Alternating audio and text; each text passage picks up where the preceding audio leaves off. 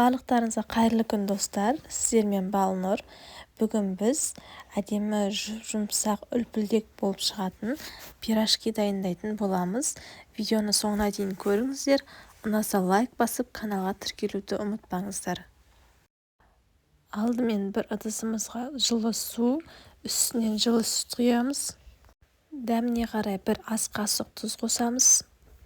Және бір ас қасық қант қосамыз. Және мен 2 ас қасық қаймақ қостым. Егер де сіздерде қаймақ болмайтын болса, майонез қоссаңыздар да болады, өз қалауларыңыз бойынша. Жақсылап араластырамыз. Және бір ас қасық дрож қосамыз.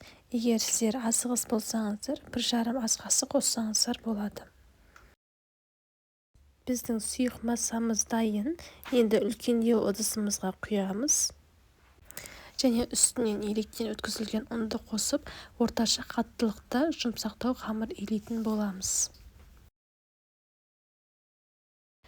Кез келген қамырды илеп жатқан кезде осылай ыдыстың жанын тазалап отыруды ұмытпаңыздар.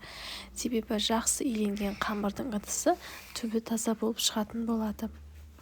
Міне қыздар, біз қамырымызды илеп болдық. Енді бетін жауып, жылы жерге қамырдың көтерілгенін күтеміз. Қамырымыз көтеріліп дайын болғанша ортасына салатын салмамызды дайындаймыз.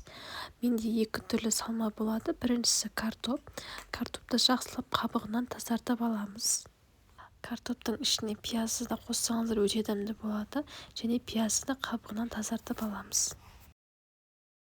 Мен көкөністерді ашып дайындап қойдым. Енді оларды жақсылап жуамыз.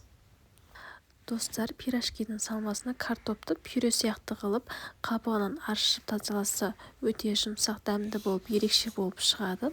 Сіздерге де солай жасап көруді кеңес беремін.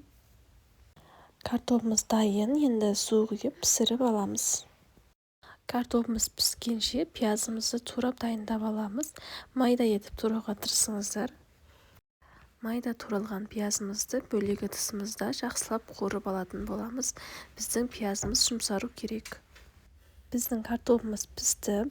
Енді оны бөлек ыдысқа сүзіп алып, үстінен қуырылған пиязымызды салып, жұп-жұмсақ етіп пюре жасаймыз. Пюре жасап жатқан кезде тұз бұрыш қосуды ұмытпаңыздар. Міне біздің пюреміз дайын. Достар, менде екінші салма жұмыртқамен болады. Жұмыртқаны қайнатып алып, 4 бұрышты етіп турап аламыз. Және жұмыртқаның үстіне тұз бұрышымызды себеміз. Міне біздің 2 түрлі салмамыз дайын болды. Осы уақытта біздің қамырымызды ашып дайын болды. Оны бір қайтарып алып, дөңгелектеп формаларға келтіреміз.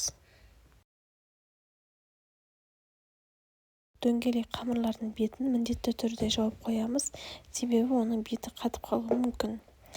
Енді дөңгелек зуалаларымызды жайып, ішіне начинкамызды салып, пирожкидің формасын береміз.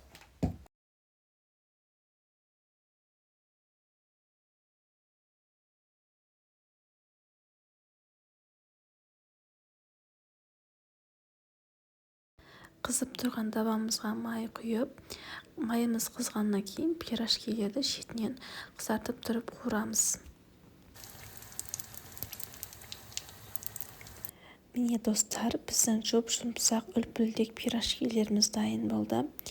Мен дайындаған мөлшерден осындай 2 табақ көлемінде шығады. Егер сіздерге аз мөлшерде керек болатын болса, дәл осы өлшемді 2-ге бөліп пісірсеңіздер болады. Біздің пирожкилеріміз жұп-жұмсақ әдемі болып шығады. Міндетті түрде дайындап көріңіздер.